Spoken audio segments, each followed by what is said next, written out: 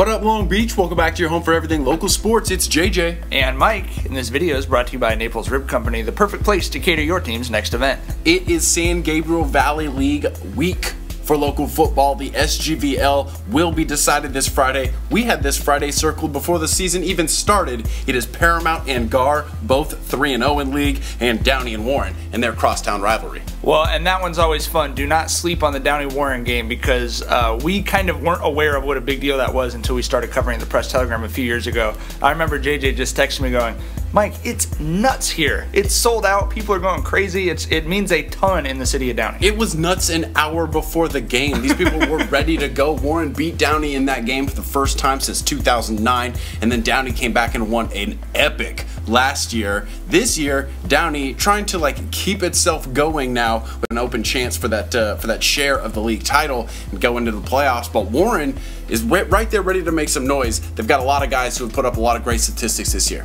For sure. The game, obviously, though, at the top of the list, Paramount, Gar, the last two undefeated teams in the SGVL, two teams who are both 7-1 overall, both ranked in the CIF.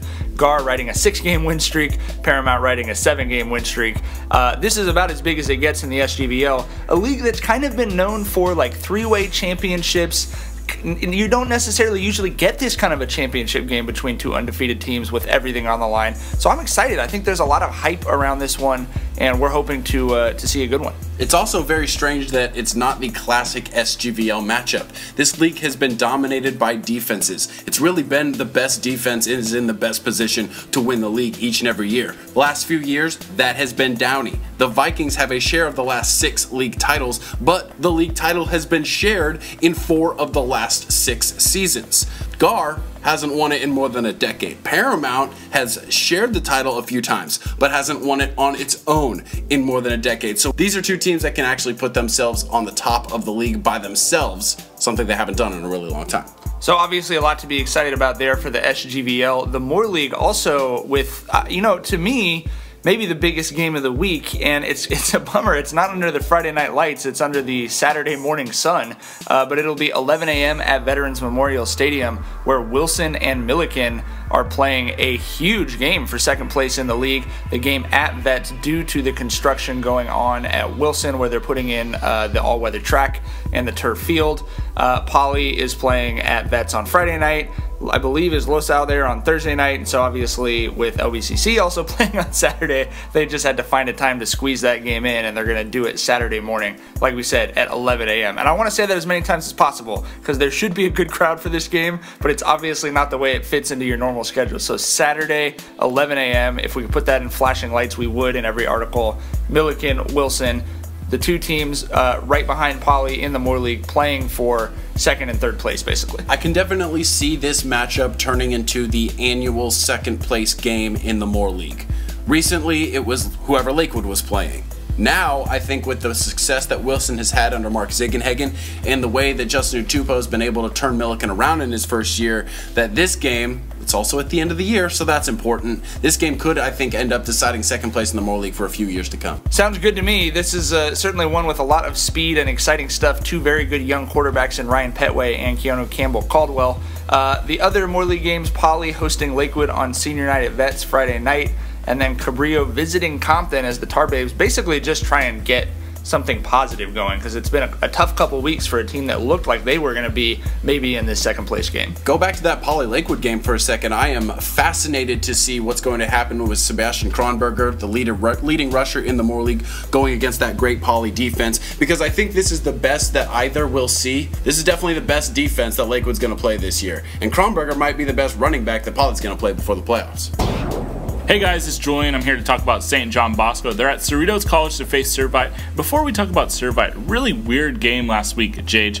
They played Santa Margarita 140-38, and if you were on the sidelines after the game, everyone was a little depressed, and it's kind of weird because Santa Margarita, they're a top 25 team in the nation. And for St. John Bosco fans, I guess their expectations are just, we're going to beat everyone bad every week.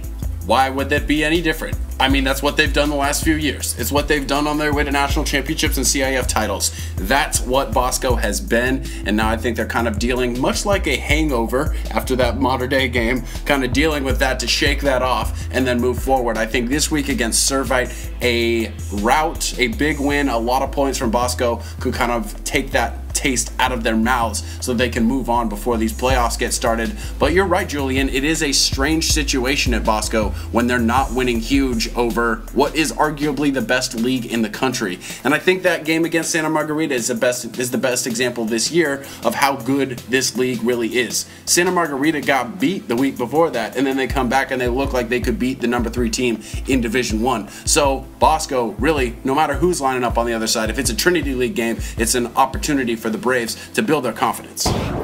Hey guys, it's Matt. I'm here to talk about St. Anthony Saints. The Saints have come on 3 games in a row. They've won. They take on Mary Star of the Sea at Clark Field on Friday. Coach Mario Morales is pretty excited about it. They're fully healthy after having some brutal injuries early on. They have their big lineman, Aaron Leituala, back in the lineup. And the defense is led by Noel Nieto and Deshaun Harvey in the secondary. So they're looking to get this game. It's basically the Santa Fe League championship game. So it looks like it's going to be a good one. Yes, finally the Saints are healthy, like you just said. They did play St. Genevieve last week and handed them their first league loss and just their second loss of the season. So the Saints getting healthy, getting right at the right time of the year. Again, that one is going to be at Clark Field on Friday night. Follow along with all of the local action by following us on Twitter at PT Gazette Sports. Obviously, check out our Facebook as well, Long Beach Gazette Sports and Press Telegram. I know you're going to be at a game on Friday night. You can follow all the other games by following us on Twitter, and you may not have the alarm clock set for Saturday morning, so be sure and follow up to get all the updates on Milliken Wilson. I'd like to thank all of our sponsors, including Papalucci's, a great place to eat on 2nd Street. Hey, another exciting week of football as we get towards the playoffs. We'll see you in the stands.